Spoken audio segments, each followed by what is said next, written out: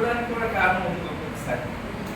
ఆ పిల్లల్ని కంటూ చనిపోయిన తల్లుల సంఖ్య కోట్లలో ఉంది.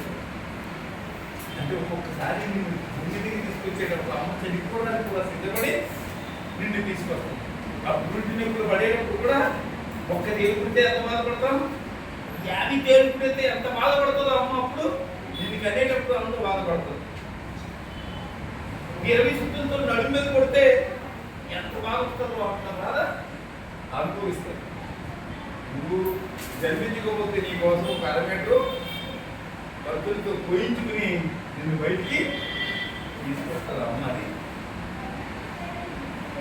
అమ్మంటే ఆశామనిషి కాదు, గట్టిగా నాలంటే అమ్మ కొత్త రోజులు ఉండవు. అంతే కదా. తల్లిదండ్రుల మీద దయలేని పుత్రుడు పుట్టనేమి వాడి గిట్టలేని పుట్టలో ఈ చెదలు పుట్టవా పుట్టవా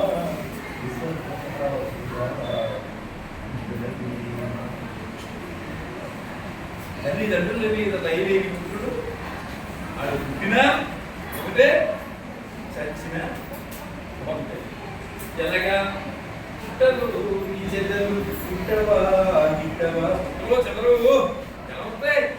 కోపలు కొట్టలు కొట్టుకుంటే చెదలు పట్టణంలో ఉపయోగం ఉందా? మన అలా చెరపులుగా చీరపులుగా అనుకో. అమ్మ అంటే మనల్ని తీసుకొచ్చిన అమ్మ కోసం అది కళలను నిజం చేయాలి, అది చెప్పేది వినాలి. అది తల్లి.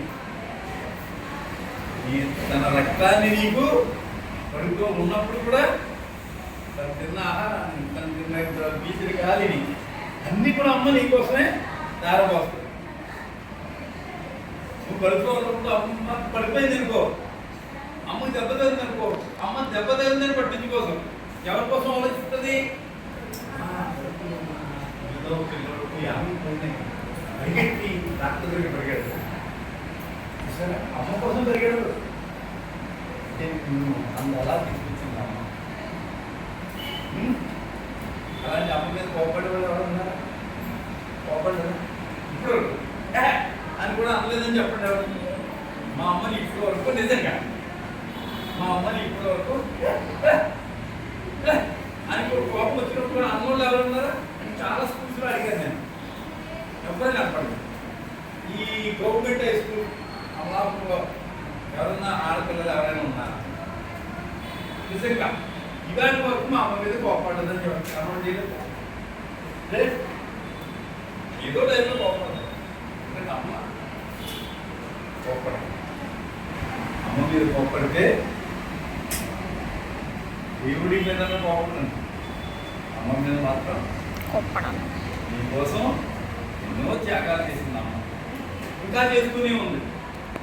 నువ్వు రాకపోతే స్కూల్కి ఒక పాకెట్ లేట్కి అరగంట లేట్కెళ్తే బొమ్మ పట్టుకుని అయ్యో పిల్లకి రాలేదే అని చూస్తూ ఉంటుంది. అంతేనా? మనం ఎవరి కోసం చూస్తున్నాం? సినిమా హీరోయిన్ల కోసం.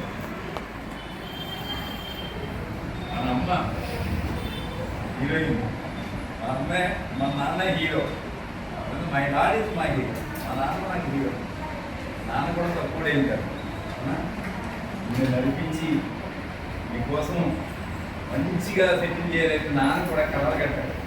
అమ్మ నాన్నలు తక్కువ కాదు, కనిపించే దైవాలు. మనం పరికరాన్ని హీరోల కోసం హీరోయిన్ల కోసం పాటలు పడతాడు.